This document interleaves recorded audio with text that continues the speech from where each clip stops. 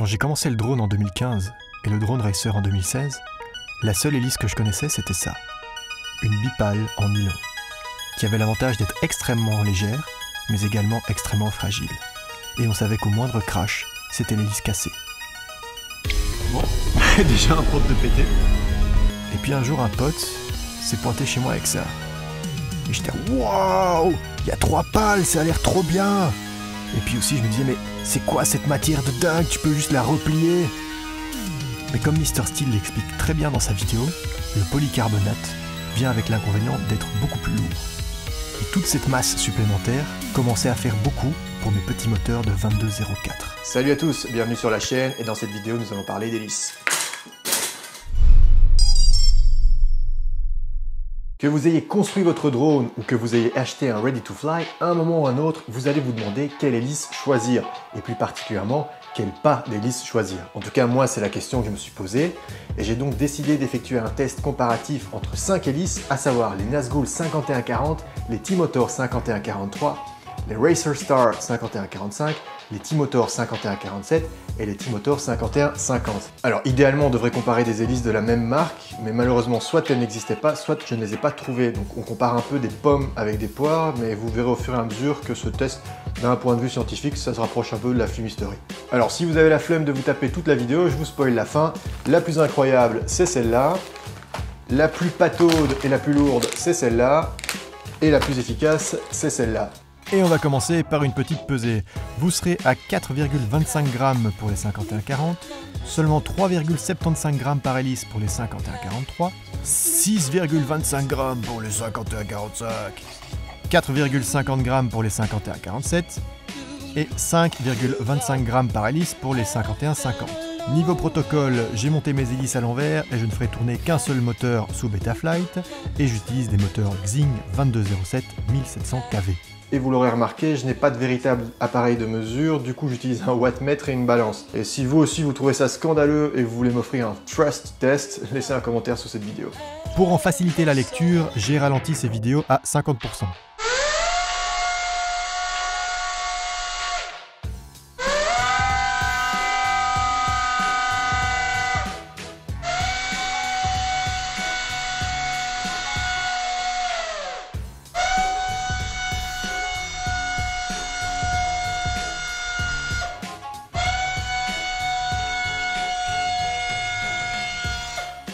Je vous ai repris ces données dans un tableau, alors attention, c'est à prendre avec un grain de sel, vu que mon protocole de mesure est loin d'être optimal. En termes de poussée, le plus mauvais élève est sans surprise le 5140 avec plus ou moins 1,1 kg. Toutefois, il est celui qui consomme le moins de courant avec seulement 28 ampères. La poussée la plus forte provient du 5150 avec presque 1,6 kg par moteur. Toutefois, il est celui qui consommera le plus d'ampères avec presque 36 ampères par moteur. Le champion toute catégorie en efficacité, c'est-à-dire en grammes par watt, est le T-Motor 5147 avec 1,97 grammes par watt consommé. Et enfin, on notera que le Racer Star 5145 est le plus mauvais élève en termes de poids avec 6,25 grammes par hélice et le champion est le T-Motor 5143 avec seulement 3,75 grammes au compteur. Jetons maintenant un œil en termes de vitesse de pointe. Avec les 5140, j'obtiens une petite pointe à 112 km/h. Wow. Avec les T-Motor 5143, 158 km/h au compteur. Et là vous devez vous demander, mais où sont passés les Racer Star 5145 et c'est quoi ces dalles propres 5045? Eh bien je n'aimais tellement peu les Racer Star 5145 qui me donnaient énormément de vibrations que j'en ai profité pour tester les dalles propres 5045 qu'un ami m'a prêté. Avec les 5147, on peut observer une petite pointe à 156 km/h. Et enfin les 5150, 155 km/h. À ce niveau-là, on en vient à se demander si le GPS de la GoPro est vraiment fiable. Ok, mais maintenant qu'on a vu la théorie, qu'en est-il en pratique? Eh bien en pratique, les choses sont légèrement différentes. Les 5140, qui sont selon le tableau les moins efficaces, sont celles que je préfère pour un setup léger, comme ici mon quad de freestyle qui pèse 650 grammes. Par contre, pour un quad plus lourd, comme mon rig avec la GoPro 7 qui pèse 690 grammes, 690 pour les Français, là les 5140 me paraissaient complètement mous. Et ceux que je préfère pour ce rig un peu plus lourd ce sont les Timotor 5143, qui sont absolument incroyables. Et alors pour ce qui est des pas plus importants, comme le 45, le 47 et le 50, pour moi, selon ce que j'aime et pour mon drone, je suis pas fan.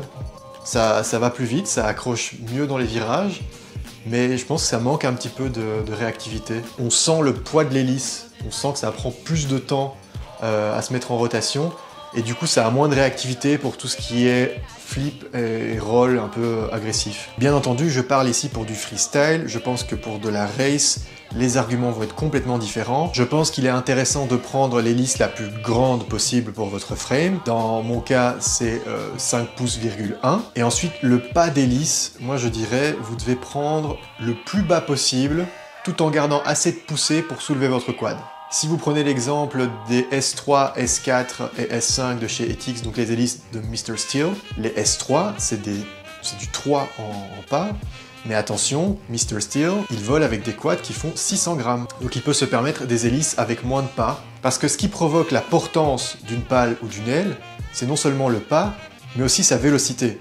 C'est-à-dire que si vous avez une pale avec moins de pas, mais qui est capable de tourner plus vite, vous allez provoquer plus de portance qu'une hélice avec un pas plus important, mais qui aura plus de mal à tourner.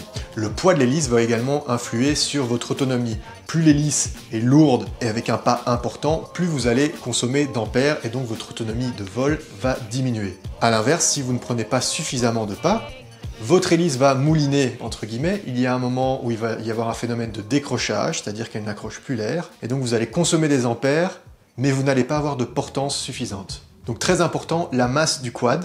Et deuxième facteur que Mr. Steel adresse dans sa vidéo, c'est la densité de l'air. Si vous vous rendez dans un endroit où la densité de l'air est inférieure, comme par exemple en montagne, vous allez devoir augmenter le pas de votre hélice. C'est pourquoi Steel a développé ces trois hélices-là. La 30 pour son usage de tous les jours, la 37 quand il porte plus de masse comme une GoPro 7, et enfin les S5 quand il porte plus de masse où la densité de l'air est inférieure. Voilà, pour essayer de conclure, donc il n'y a pas de bonne ou de mauvaise réponse. Je pense que vous devez faire les tests par vous-même et déterminer ce qui vous plaît et ce qui correspond à votre utilisation. Bon voilà, je pense que j'ai tout dit. J'espère que cette vidéo vous aura plu et vous aura été instructive. N'hésitez pas à vous abonner à la chaîne, à checker les autres vidéos, à taper un petit like, taper un petit commentaire, la partager sur les réseaux sociaux. Et moi je vous dis à la prochaine.